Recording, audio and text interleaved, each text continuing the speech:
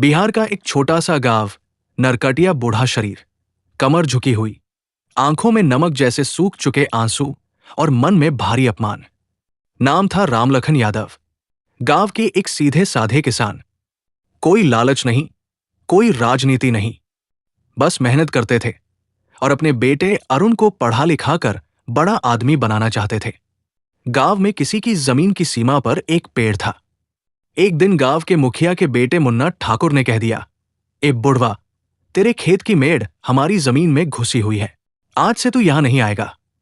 रामलखन ने हाथ जोड़ते हुए कहा, बाबूजी, हम तो 25 बरस से इसी जमीन पे हल चला रहे हैं। ये तो। चुप, मुन्ना ने गाली दी और गांव के बीच चौराहे पर लाठी से धक्का देकर गिरा दिया। लोग हंसे, कोई नहीं बोला। रामलखन वहीं मिट्टी में गिरा पड़ा रहा। उसकी आंखें झुकी नहीं, मगर मन अंदर से टूट गया। उसी रात उन्होंने अपने बेटे को अमेरिका में फोन किया, अरुण बेटा, अब बहुत थक गया हूं। लोग अब मेरे झुर्रियों को कमजोरी समझते हैं। फोन कट गया। अरुण ने कुछ नहीं कहा, लेकिन अगले ही क्षण उसके भीतर एक ज्वालामुखी फूट पड़ा था। अरुण सिलिकॉन वैली में एक जानी मानी टेक कंपनी में सीनियर सॉफ्टवेयर आर्किटेक्ट था। उसके पास सब कुछ था, पैसा, बंगला, गाड़ी, पर मन में एक कमी थी, मां बाप से दूर होना। वो मां की मौत के बाद कभी गांव नहीं आया। पापा को हर महीने पैसे भेजता, वीडियो कॉल करता, लेकिन ये सब दिखावे से ज्यादा कुछ न था। उस रात पिता की आवाज में जो टूटी हिम्मत थी, वो तीर बन गई। उसकी पत्नी मेघा, जो मुंबई की थी, बोली, अरुण, तुम इतना सब कुछ छोड़कर गांव जाओगे? इंडिया तो पिछड़ा हुआ है। अरुण ने गहरी सांस ली। मेरे पापा को सबने मिलकर गिराया है, अब मैं उठाकर दिखाऊंगा। अरुण को प्रमोशन मिलने वाला था। डॉलर की बारिश हो रही थी। लोग उसे इंडियन जीनियस कहते थे, लेकिन उसका दिल बस बाबा के धूल से सने चेहरे में अटका था। अरुण ने इस्तीफा दे दिया। उसने अपनी सारी सेविंग्स निकाली। कुल मिलाकर 5 करोड़ रुपए थे। अपने बॉस से बस एक बात कही, मैं जा रहा हूं उस जमीन पर जहां मेरी जड़ें हैं। मैं कुछ ऐसा करूंगा जो सिलिकॉन वैली में भी मिसाल बनेगा। अरुण ने पटना एयरपोर्ट से जैसे ही गांव की सीमा में प्रवेश किया, मिट्टी की वो खुशबू बरसों बाद उसे वापस अपनी सांसों में महसूस हुई। लेकिन गांव पहुंचते ही वो लम्हा जो बरसों बाद आया था, कड़वाहट से भरा था। बाबा टूटी चारपाई पर लेटे थे। आंखों में गीलापन नहीं, बल्कि सूखा अपमान था। अरुण ने पूछा, बाबा, आपने मुझे पहले क्यों नहीं बताया? बाबा ने धीमे से जवाब दिया, बेटा, तेरे पास अमेरिका की चिंता होनी चाहिए, हमारी नहीं।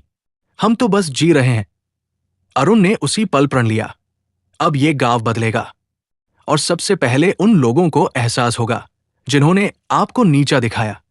गांव वालों को जब खबर मिली कि रामलखन का बेटा अमेरिका से लौटा है, लोग हंसे, अरे अब तो पैसा भी उड़ जाएगा। विदेश में कमाकर बाप के झोपड़ी में रह रहा है, बड़ा आया मसीहा। अरुण ने पहले बाबा की टूटी झोपड़ी की जगह एक सुंदर घर बनाया।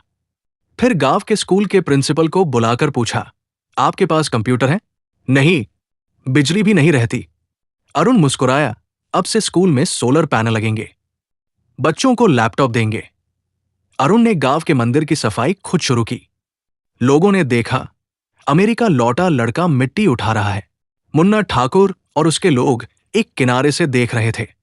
अरुण ने पहले गांव की सड़क बनवाई, फिर एक छोटा हेल्थ सेंटर खोला, जिसमें खुद शहर से डॉक्टर बुलवाया।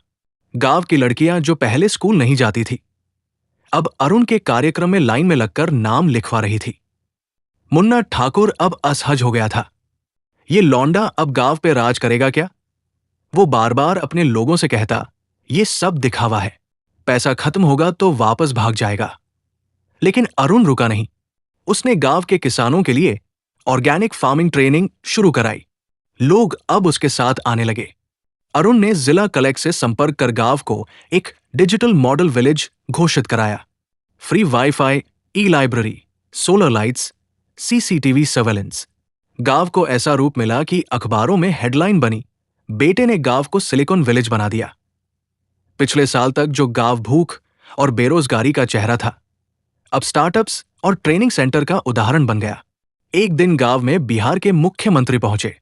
उन्होंने कहा, इस गांव में जो विकास हुआ है वो मॉडल बनेगा पूरे राज्य के लिए। और ये सब एक बेटे की वजह से हुआ। गांव की सभा में रामलखन यादव को मंच पर बुलाया गया। लोगों ने तालियां बजाई। वही लोग जिन्होंने उन्हें गिराया था अब झुककर प्रणाम कर रहे थे। रामलखन की आंखों में आंसू थे, लेकिन इस बार गर्व के थे। आज गांव के स्कूल में पढ़ने वाली बच्ची कहती है, मैं भी अरुण भैया जैसा बनना चाहती हूं। अमेरिका जाऊंगी, पर फिर वापस आकर गांव बदलूंगी।